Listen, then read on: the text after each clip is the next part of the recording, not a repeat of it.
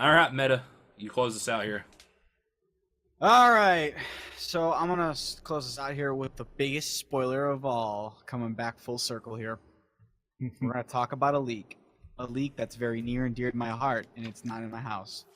It's not Sanic. the- That would be me. No, that would be meme worthy, and that's your territory. No, I'm gonna talk about. Well, just to might as well go on that tangent. Did you see they put Sonic shirt in Sonic or Sonic Forces? Yes. Oh my god. Yes. They're just like all going all in on that meme. Yep. That's the game is just all in on the meme with the OC characters. But anyways. Yeah. So obviously it's kind of hard to hear about unless you're looking around in the internet for it, but apparently there was a massive leak of information for Devil May Cry 5. Rumored. Are you sure it wasn't an F? Nothing confirmed, I don't believe. Everything as always. This leak is rumored. There is no way to prove it until something comes out that will do so. So take this all with the biggest pile of salt you can get your hands around. Unless you're the guy on the subway who had like the Tomb Raider files on his laptop open and someone took a picture. Yes. Remember that? God. I mean, Fallout got a pretty big leak that no one believed at the time, and then it was revealed that, oh crap, that was right. Yeah. So We shall see. This covers a lot of information. I'm super excited because I am an absolute fan. What they leaked, just the title of the B thriller action game series that is smooth as silk when playing Devil May Cry. He's got like the black hair. Yeah. Yeah, he's got the black hair and he smokes and he's got really cool lines like "fuck you, fuck you, fuck you." He's a tryhard. Absolutely great. It's classic material. No, gosh damn it, Mal. That tryhard Dante. Dante and his twin brother Variable. It's the Dante from Marvel vs. Capcom 3 or whatever, 4, right? Yes, it's the Dante from Marvel. It's the original Dante from the Devil May Cry series. Before they did the quasi reboot with the outside studio that unfortunately bombed. I mean, to be truthfully told, I didn't like the game at all, but it bombed. I don't know anyone who did. Oh my god! And his twin brother Virgil. Yes, Dant and his twin brother Virgil, which was what the affectionate fan names were for them. Oh really? Yeah, that was quite literally they actually used Dante and Virgil or something like that. They changed the names. Verbal? I don't know. Verbal might have been. So the leak covers an assload of information. It leaks out both production, release date, the development team who's working on it, characters and what the stories could possibly be, gameplay and systems, and then just a little update on what it's going to be released on. I'm going to go through some of these just real quickly, the most important ones. But biggest thing is that has been pushing people to really take this as a big thing is that as of current, when the leaks went live, not only was it reported on, but we have seen actually a lot of voice actors who are synonymous with the games. They're actually, ironically enough, the people who are the voice actors from almost every main character in the series tends to also be the motion caption actors for it. They're generally stuntmen. Johnny Young Bosch, Daniel Southworth, Ruben Langdon, respectively. Bonkai! Yeah, pretty much. So, who is the lead? What is Dante's voice actor? Ruben Langdon. Okay. Giving a little quick backstory on him, he actually lives in Japan or lived there in Japan for a long time. I don't remember what, but he's shown up in commercials in Japan and he's done work in Japan all over the place. You can actually look up Ruben Langdon commercials and you'll find it on YouTube of like some of the weirdest things I've ever seen Japan put out, but that's Japan, so. Well, yeah, they got like, what is it, Boss Coffee and Tommy Jones? Yeah. Then you've got Johnny Young Bosch, who, if you don't know him, I don't know how. I mean, he was the voice of Ichigo. He was one of the Power Rangers. Lamperouge. Yep. He's done tons of voices in tons of different things. You should know him. That makes him also Orga, isn't that? I don't know, actually. He's Lelouch, who's also Orga from Gundam Iron Blooded Orphans. Possibly. I don't actually. He's in a lot. Yeah, he's in a lot of stuff. He hasn't done as much stuff lately. Black Sadly. Second Black Power Ranger. Yep. Yep. Then you have Daniel Southworth, who was also a Power Ranger. He is the voice of Virgil.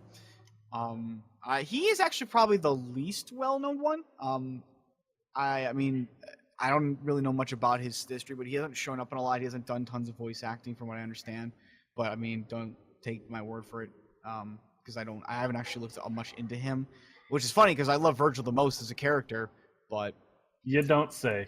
I don't say. You would have never I guessed. never would have guessed. Never would have guessed.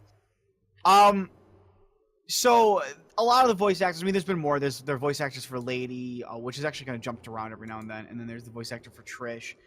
They've all been replying to these, even liking them on tweets and whatnot. There have been other people like Maximilian Dude, who has actually replied to this leak as well. Jeffrey Calgi, or whatever his name is, the guy who runs the Game Awards, actually replied on the leak thread, the whole spoiler thread as well. Actually made a mention on there about it. So take that for what it is.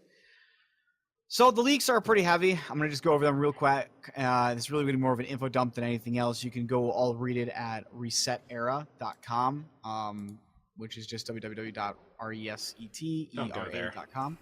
So you can look that up real quickly. Don't go to the dregs of that old forgotten website.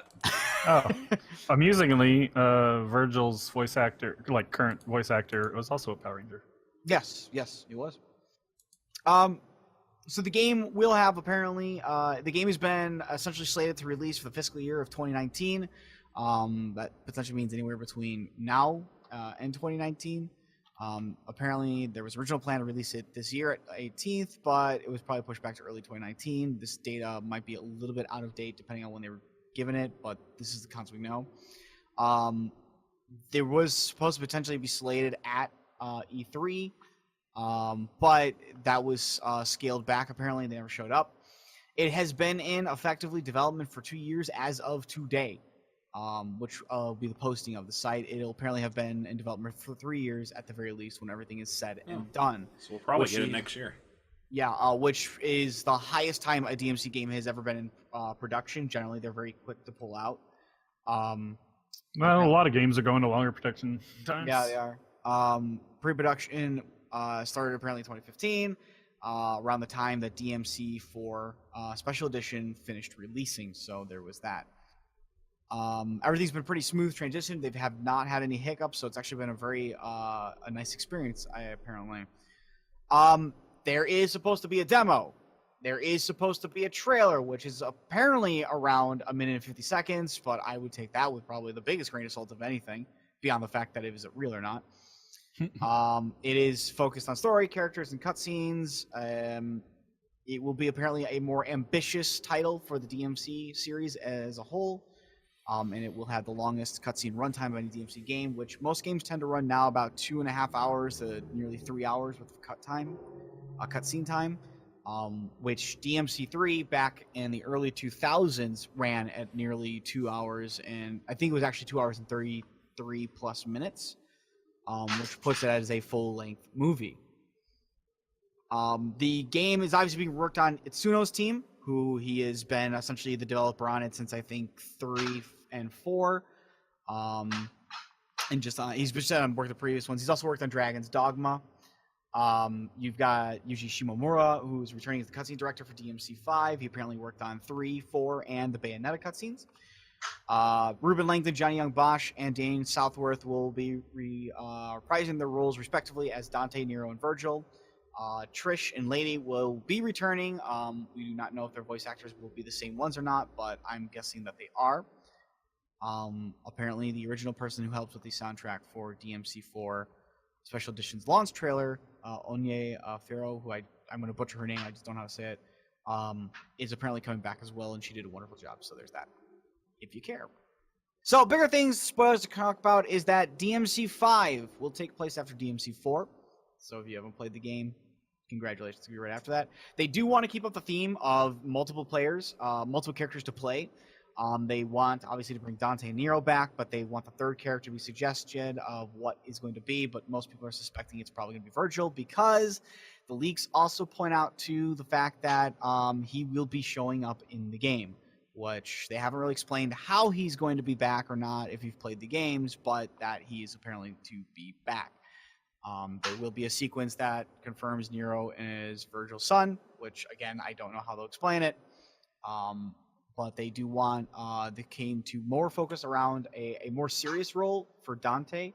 Not as serious as, say, Devil May Cry 2, but they do want it to be something kind of like and kind of a whole giving an end to the Sons of Sparta storyline, and having Dante kind of deal with the more personal part of his life, which if you've played the games at all, the only thing he's never dealt on is really the personal part of his life beyond when he deals with Virgil.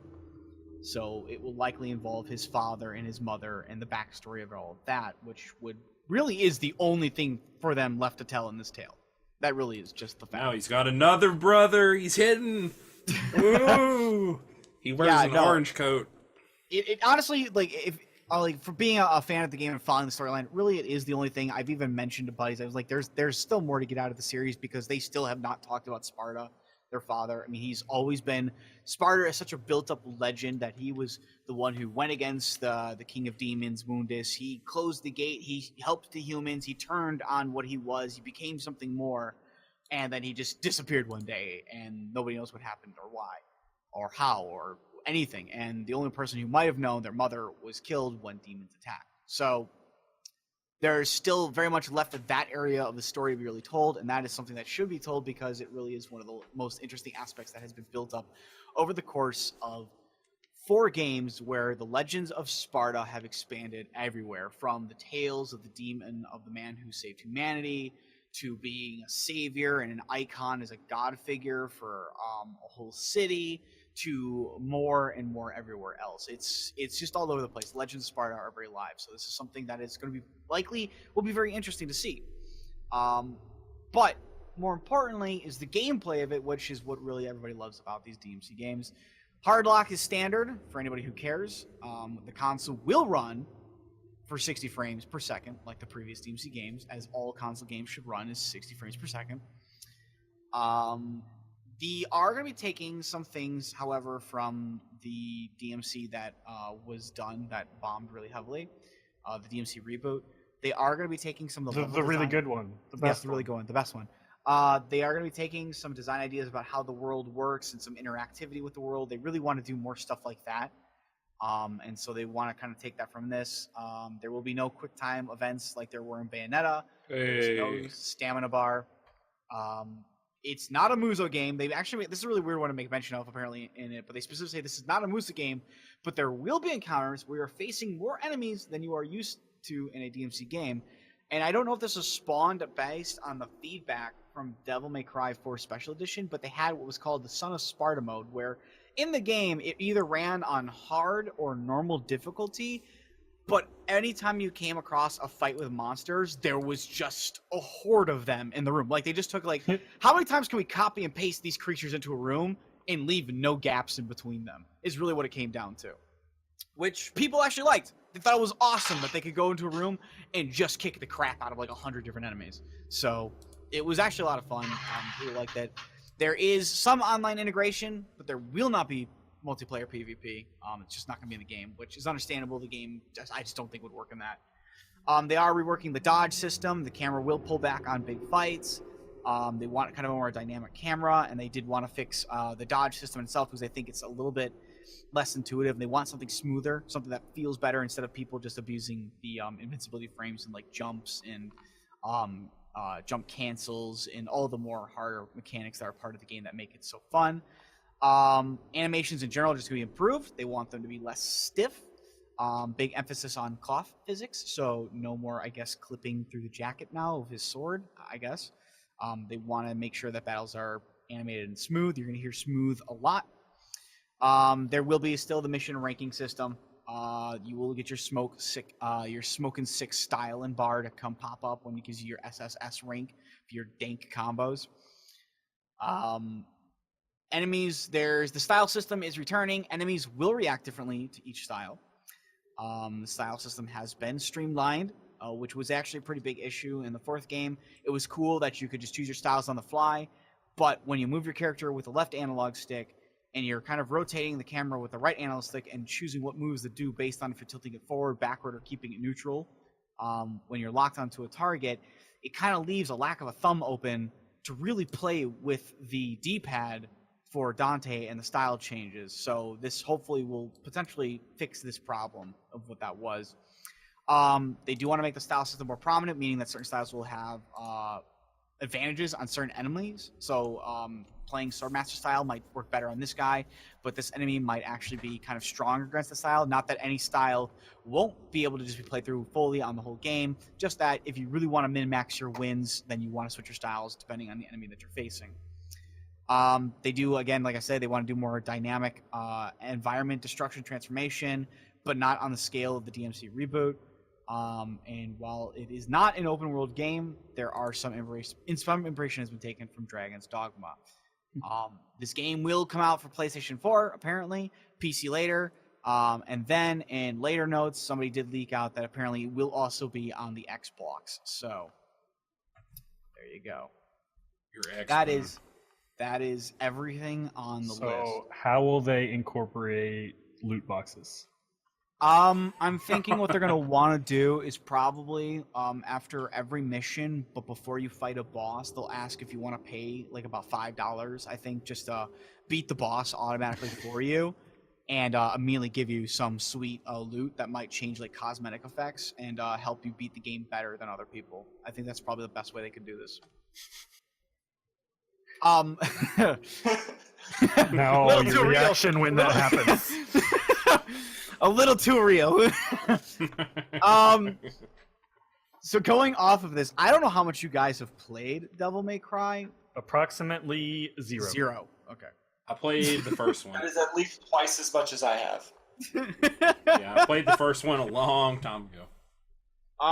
The Devil May Cry games have been, I think, in my opinion, is kind of the perfection of the action style genre, I guess, is the best way to put it. Because I mean, we've got a subgenre everything nowadays. So the stylish action genre is what it's going to be called. Every now. game is its own genre now. Pretty much. I'll just pick up whichever one came out last. I mean, that actually technically it's not a bad one to pick up. DMC Devil May Cry. Yeah, definitely not a bad one at all. Absolutely, should pick that one up. Actually, no, technically the last one that they made would be the Devil May Cry 4 Special Edition. So you. I wouldn't want to get a remaster. I don't want to get whatever the newest one that they made from scratch. No, the most critically acclaimed one. Oh God. There's not much to say. I mean, the games for you because you guys haven't really played it all. Devil May Cry is generally lauded not only for the fact that they have very strongly stuck to 60 frames per second, but for its often very stylish, combo-centric mechanics that allow people to end animations, cancel moves into new ones that have created tons of combo videos, have shown it's possible to immediately crush bosses really quickly thanks to the abuse of these mechanics, which has made the game not only a wonderful game to get into just because in and of itself the storylines are they're like a B-line story movie, but they're wonderfully fun to follow, and it's just fun to kind of put your brain on autopilot and just let the game be what it is.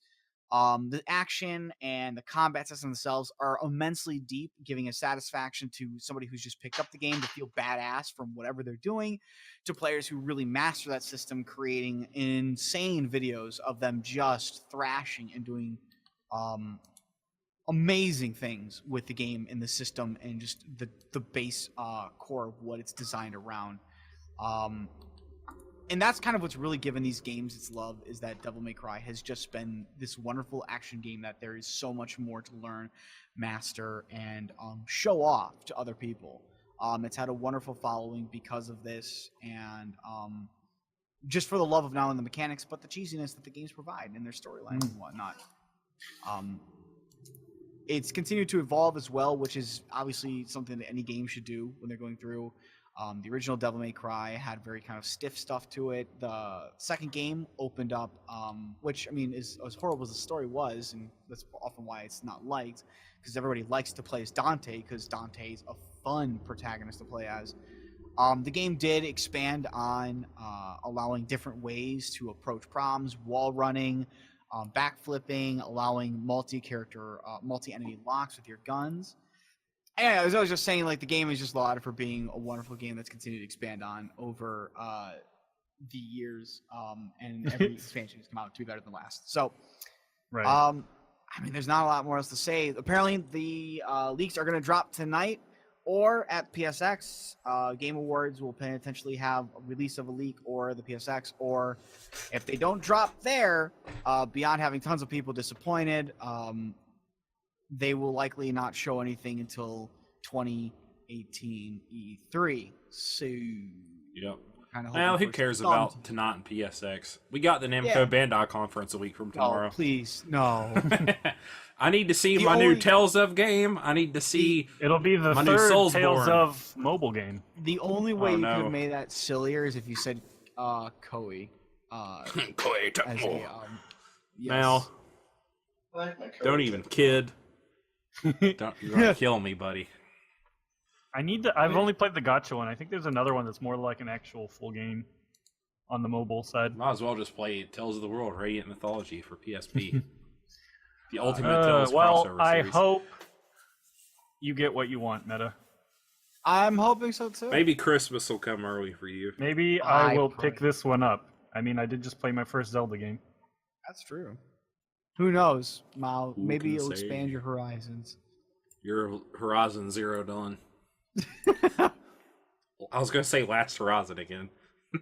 Of course you were. I had to stop myself for a second.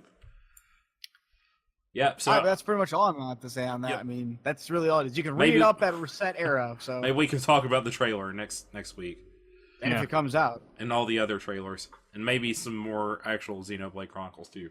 But anyways, this has been episode 35, a podcast of 5 Rings, your source of enlightenment in the realm of video games, tabletop, anime, film, and tech. Each episode of podcast of 5 Rings releases Monday mornings on iTunes and SoundCloud, and talk about topic day by day on YouTube, with the full video releasing on Fridays. Catch us out on social media. Catch us out. See, look, I can't even talk. My brain doesn't work. We've been It's time to go to podcasting bed. for an hour and a half, exactly. Twitter, Wait, Podcast 5R. Facebook, P5R Podcast. Check out Meta and them streaming. They're streaming more, like 6 days a week now or something. Yeah, it's about 6 days a week now. Oh my gosh. I don't know how you do it with the job. PSO, though. Yar. Until next week, where we might have some more Monster Hunter goodness Oh, posted baby. on the YouTube channel, Can't wait. and maybe some trailer discussion. Oh, baby. Just wait for it. We'll see you next week, guys. Bye. Bye. Later.